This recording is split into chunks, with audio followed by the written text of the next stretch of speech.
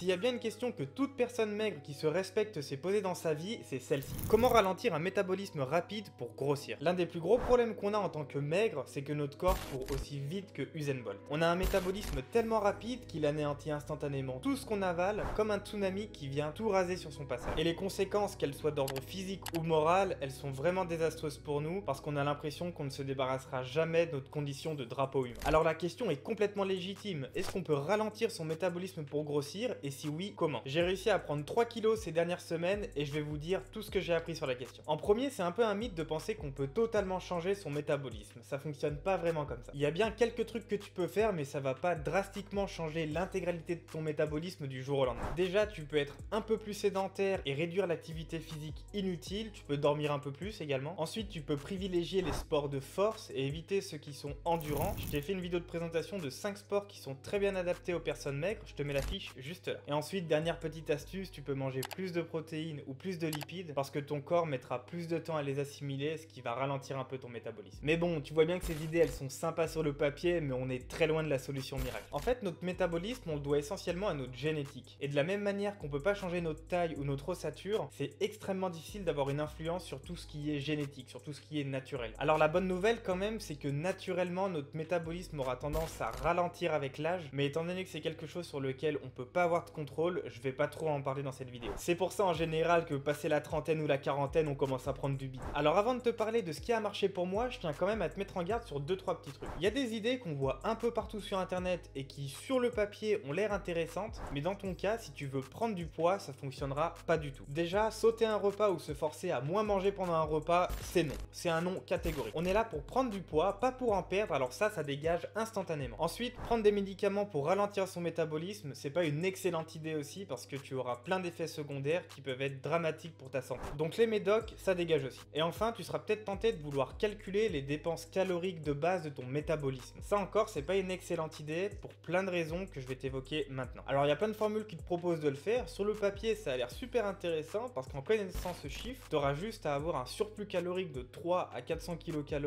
en plus de ce chiffre-là pour grossir. Sur le papier, encore une fois, ça a l'air super bien. Mais il y a quelque chose qui me pose vraiment problème avec toutes ces formules, c'est qu'elles sont essentiellement basées sur 3 données: l'âge, la taille et le poids, rien d'autre. Et se baser sur ces 3 facteurs uniquement, ça donne des résultats qui sont pas révélateurs parce qu'ils sont extrêmement généraux. On est tous des êtres humains différents et on peut pas résumer des métabolismes uniquement à l'aide de ces 3 variables. Donc en théorie, c'est sympa, mais en pratique, c'est un peu de la flûte. Je vais bientôt faire un guide complet pour connaître exactement les dépenses caloriques que ton corps utilise. Je te mettrai le lien dans la description quand la vidéo sortira. Je pense que ça arrivera dans les prochaines semaines, donc si tu veux être notifié, n'hésite pas à t'abonner. Alors tout n'est pas acheté, il y a quand même 2 idées qui sont assez intéressantes et qui dans mon cas ont bien fonctionné, je vais te les révéler tout de suite. La première d'entre elles, c'est de liker cette vidéo.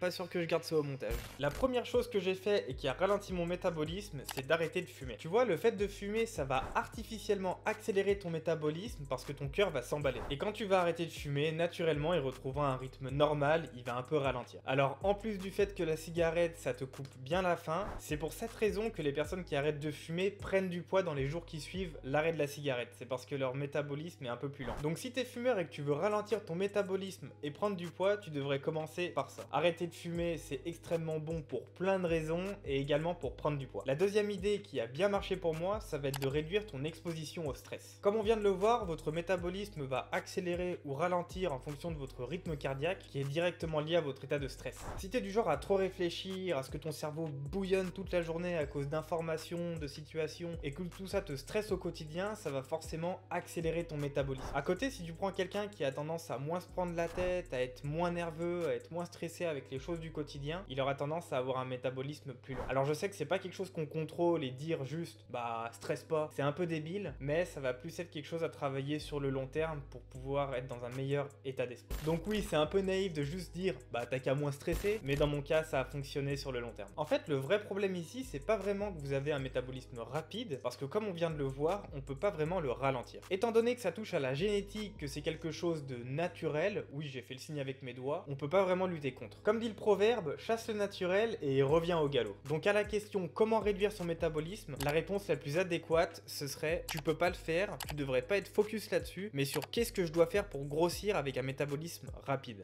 Et la réponse tient en 2 mots, surplus calorique. Ça signifie simplement qu'il faut consommer plus de calories que ce que ton corps en dépense. Il faut voir ça comme une balance où ce que tu vas manger doit être plus lourd que ce que ton corps dépense. C'est de cette manière que vous prendrez du poids en étant maigre. C'est pas une fin en soi de rester maigre. Avec les bonnes astuces et les bonnes démarches, on peut facilement prendre du poids et ne pas le reperdre derrière. J'en suis la preuve vivante. Voilà les amis, c'est tout pour cette vidéo. Si ça t'a plu, que tu veux plus de conseils pour grossir sainement et que tu veux revoir ma gueule sur YouTube, je t'invite à me bouffer ce bouton abonné. En plus de m'encourager, ça va t'aider à prendre du poids. Et maintenant, si tu veux recevoir 2 ressources qui sont beaucoup plus concrètes et qui vont t'aider à prendre des kilos avec un métabolisme rapide, je te mets à disposition mon frigo virtuel. En premier, tu as ma liste des 50 ingrédients les plus caloriques que tu peux ajouter à ta diète, que tu peux télécharger et imprimer sur ton frigo. Et en deuxième, tu as la recette de mon petit déjeuner de champion que je mange tous les matins, idéal pour ceux qui ont tendance à sauter le petit déjeuner. Pour télécharger tout ça, c'est entièrement gratuit, tu as juste à cliquer dans le premier lien dans la description et tu reçois ça en 5 secondes. C'était Léo, je vous dis à bientôt dans une nouvelle vidéo, portez-vous bien, mangez bien, peace!